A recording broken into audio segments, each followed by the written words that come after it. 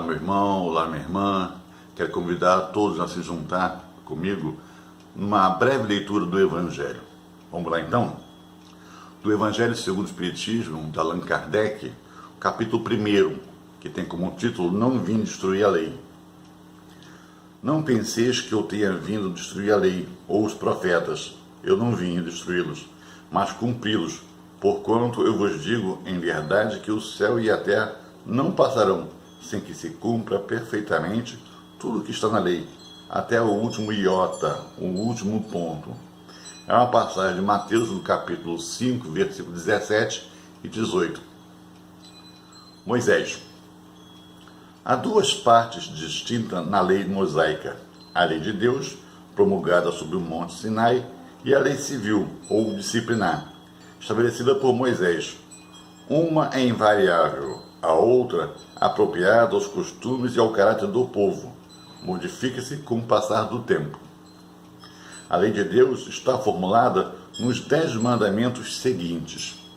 Primeiro mandamento, Eu sou o Senhor, vosso Deus, que vos tirei do Egito, da casa da servidão. Não tereis outros deuses estrangeiros diante de mim. Não fareis imagem esculpida, nem figura alguma de tudo que está em cima, no céu, e embaixo, sobre a terra, nem de tudo que está nas águas, sob a terra. Vós não os adorareis, nem lhes prestarei cultos soberanos. 2. Não tomareis em vão o nome do Senhor vosso Deus. 3. Lembrai-vos de santificar o dia de sábado. 4. Honrai vosso pai e vossa mãe, a fim de viverdes longo tempo sobre a terra que o Senhor vosso Deus vos dará. 5. Não matareis. 6. Não cometereis adultério. 7. Não roubareis. 8. Não dareis falso testemunho contra o vosso próximo. 9. mandamento. Não desejareis a mulher do vosso próximo. E o último mandamento, o 10º. Não cobiçareis a casa do vosso próximo, nem seu servo, nem sua serva, nem seu boi, seu asno, ou qualquer outra coisa que lhe pertença. Essa lei é de todos os tempos e de todos os países e, por isso mesmo, tem um caráter divino. Todas as outras são leis estabelecidas por Moisés, obrigado a conter pelo temor um povo naturalmente turbulento e indisciplinado, no qual tinha que combater os abusos e os preconceitos enraizados, adquiridos durante a escravidão no Egito. Para dar autoridade às suas leis, ele teve que lhes atribuir uma origem divina, assim como o fizeram todos os legisladores dos povos primitivos. A autoridade do homem devia apoiar-se sob a autoridade de Deus, mas somente a ideia de um Deus terrível podia impressionar criaturas ignorantes, nas quais o senso moral e o sentimento de uma justiça imparcial estavam ainda pouco desenvolvidas. É evidente que aquele que havia incluído em seus mandamentos não matareis, não fareis mal ao vosso próximo, não poderia se contradizer, fazendo o extermínio um dever. Portanto, as leis mosaicas, propriamente ditas, tinham um caráter essencialmente transitivo. Cristo. Jesus não veio destruir a lei, isto é, a lei de Deus. Ele veio cumpri-la, ou seja, desenvolvê-la, dar-lhe o seu verdadeiro sentido e apropriá-la ao grau de adiantamento dos homens. Eis porque se encontra nessa lei o princípio dos deveres para com Deus e para com o próximo, que constitui a base da sua doutrina. Quanto às leis de Moisés, propriamente ditas, Jesus, ao contrário, modificou-as profundamente, seja no conteúdo, seja na forma.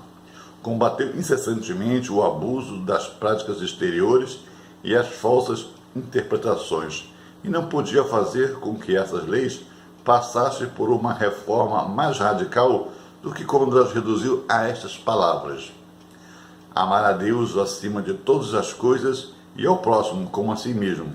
E acrescentando, eis aí toda a lei e os profetas. Estas palavras, o céu e a terra não passarão sem que se cumpra perfeitamente tudo, até o último iota. Jesus quis dizer que era necessário que a lei de Deus fosse cumprida, isto é, fosse praticada sobre a terra. Em toda a sua pureza, com todos os seus desenvolvimentos e todas as suas consequências. Portanto, de que serviria ter estabelecido essa lei se ela tivesse de ficar como um privilégio de alguns homens ou mesmo de um só povo? Sendo todos os homens filhos de Deus, eles são, sem nenhuma diferença, merecedores da mesma consideração. O papel de Jesus, porém, não foi apenas o de um legislador moralista, sem outra autoridade que a da sua palavra. Ele veio cumprir as profecias que faziam anunciado sua vinda. E a sua autoridade provinha da natureza excepcional do seu espírito e da sua missão divina. Ele veio ensinar aos homens que a verdadeira vida não está na terra, mas no reino dos céus. Ensinar-lhes o caminho que os conduz a esse reino, os meios de se reconciliarem com Deus, e de preveni-los quanto à marcha das coisas que devem acontecer para a realização dos destinos humanos. Entretanto, ele não disse tudo, e sobre muitos pontos limitou-se a lançar um germe de verdades que ele mesmo declarou não podiam ainda ser compreendidas. Falou de tudo, mas em termos mais ou menos explícitos, e, para perceber o sentido oculto de certas palavras, era preciso que novas ideias e novos conhecimentos viessem nos dar a sua solução. E essas ideias não poderiam surgir antes de um certo grau de maturidade do espírito humano. A ciência devia contribuir poderosamente para o surgimento e o desenvolvimento dessas ideias. Era preciso, portanto, dar tempo para que a ciência progredisse. Então, essa leitura que nós estamos trazendo hoje foi uma breve reflexão. Eu aqui, você aí, todos nós tentarmos compreender. Então, vamos começar com Moisés, né? Quando a gente entende que a lei mosaica, ela tem dois aspectos, né? Ela tem, como coloca aqui na leitura do Evangelho, a questão das leis morais, a parte divina, né? Da mensagem divina. Mas também tem a questão das leis civis. Porque, como ele fala aqui, a sociedade em que nós estávamos lá, porque cremos na reencarnação, né? Então, nós estávamos lá, nós éramos muitos indisciplinados, muito rebeldes, endurecidos, brutos. Então, como falar, né, do como proceder, do como essa sociedade tinha que postar diante das leis de Deus, da sua moral, do seu amor, com uma linguagem que eles entendessem, que eles respeitassem. Como falar? Lógico que Moisés teve, na sua passagem aqui, na sua missão de preparar o rebanho do Senhor, teve que usar de termos que nós conhecíamos, que nós respeitávamos. Duros, firmes, ameaçadores, porque é essa linguagem que à época nós iríamos ouvir. E aí, quantas coisas, né, Moisés se sentiu obrigado a pregar a lei de, né, olho por olho, dente por dente, não é verdade? Porque temos que ser amedrontados para tomar um caminho certo, um caminho da nossa felicidade, um caminho que nos faça ser felizes. Naquele momento, rude tinha que ser Moisés, né? Com as suas leis civis. Mas como a própria leitura fala, as leis civis, são leis criadas para que o homem consiga viver em sociedade, entendendo que ele tem direitos, mas que o próximo, o outro, também tem e tem que ser respeitado. Então, as leis civis servem para isso, para ditar regras do bem viver, do viver em sociedade, em viver se respeitando, mas também respeitando o outro. Não é isso? Então, essas leis, elas não são fixas como as leis divinas. Elas são mutáveis, elas mudam, ela tem que se adaptar ao momento que a sociedade está vivendo. Hoje não se cabe admitir, né, olho por olho, dente por dente. Não se cabe mais. Mas na época era o freio. Era o freio que continha nossos ímpetos de selvageria. Não é verdade? Até hoje temos leis. Porque se não tivéssemos leis, nós teríamos provavelmente comportamentos diferentes. As leis nos freiam. Esse é o sentido dela. Nos freia no sentido de a gente respeitar o próximo. Então, algumas coisas, ou muita coisa, nós não faríamos, nós faríamos, se não tivesse leis que dissessem, se fizer isso, tu vai ter que pagar um valor, uma multa. Se tu fizer aquilo, tu vai ser preso por alguns dias, por algumas semanas, por meses, por anos, por décadas. E em alguns países, pela vida toda. Em alguns países, a morte. Olha o tamanho que você dá, né, da resposta à sua ação. Tudo isso são procedimentos, são regras para tentar nos disciplinar. Tentar mostrar para nós como fazer. A duras penas? Sim, porque é esta linguagem que ainda entendemos. A do medo, a do castigo. Tempos virá que a linguagem que nós vamos entender é a linguagem do amor. Não é? E aí a leitura diz que Jesus vem e pega tudo aquilo que Moisés falou. Lógico, ele não veio mudar a lei de Deus, mas as leis civis, as leis que eram para a sociedade, a leitura mesmo diz, é transitória. Então há momento de se mudar. Mas ele, a parte divina, a parte do missionário, né, do Moisés, ele resume em amar a Deus sobre todas as coisas e ao próximo como a ti mesmo. Na verdade, eu tenho que amar a Deus sobre todas as coisas. Ele é o meu Pai. Ele é o Senhor que deu a minha vida. Se eu sou o que sou, começou por Ele, né? Me criando e me dando e me dará várias oportunidades de cada vez me tornar melhor, porque o meu destino é voltar ao Pai, né?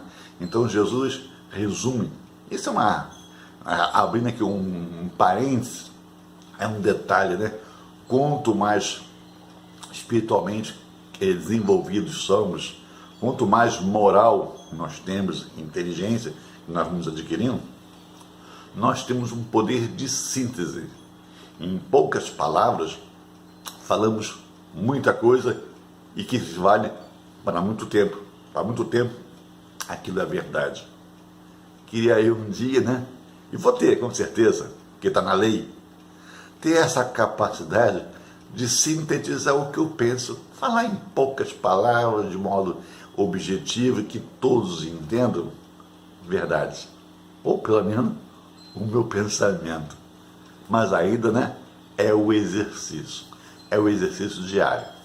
Então, trabalhando essa fala de Jesus, em que ele resume todo o ensinamento trazido por Moisés, pregado por Moisés, na questão do amar a Deus sobre todas as coisas, ele diz o seguinte: amar a Deus sobre todas as coisas e o próximo como a ti mesmo.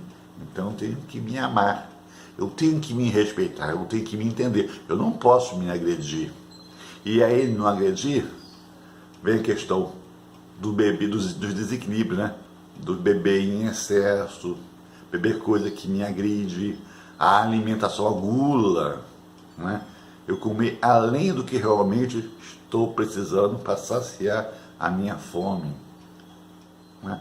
O que eu como é nocivo para mim, me prejudica a minha saúde, tem muita gordura, tem gordura em excesso, né? O quê? Porque se eu faço isso, eu estou agredindo o meu organismo, o meu corpo que Deus me deu para eu estar aqui a aprender com o dia a dia, com essa convivência em família, com essa convivência no trabalho, na religião, na vizinhança.